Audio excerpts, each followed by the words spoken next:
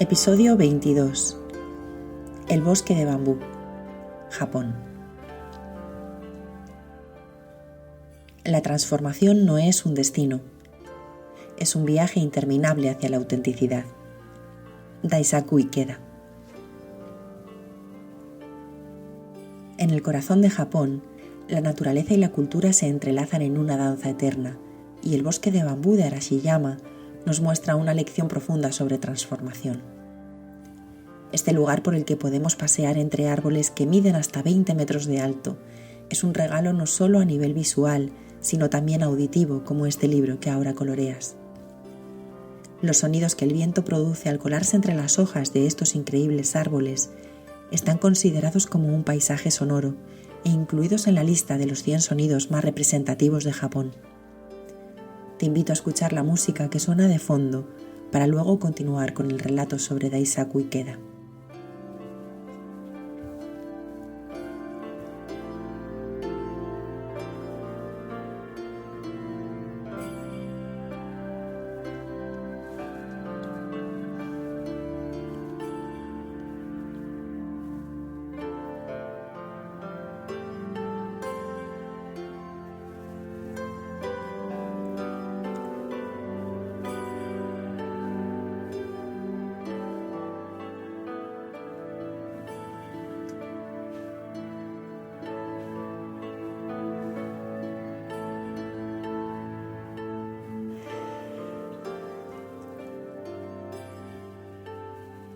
Aquí comienza la transformación, la metamorfosis del bambú en arte.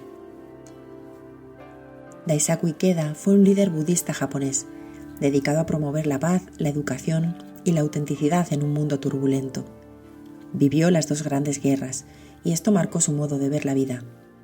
En su filosofía, la transformación no es simplemente un cambio superficial, sino un viaje interminable hacia la autenticidad, hacia el núcleo mismo de nuestro ser.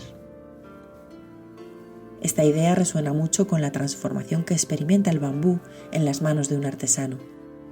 El bambú, un símbolo de flexibilidad y resistencia, pasa por un proceso meticuloso para convertirse en una obra de arte. Al igual que el ser humano, el bambú no es estático. Se somete a cambios, se adapta y se transforma para cumplir otros propósitos.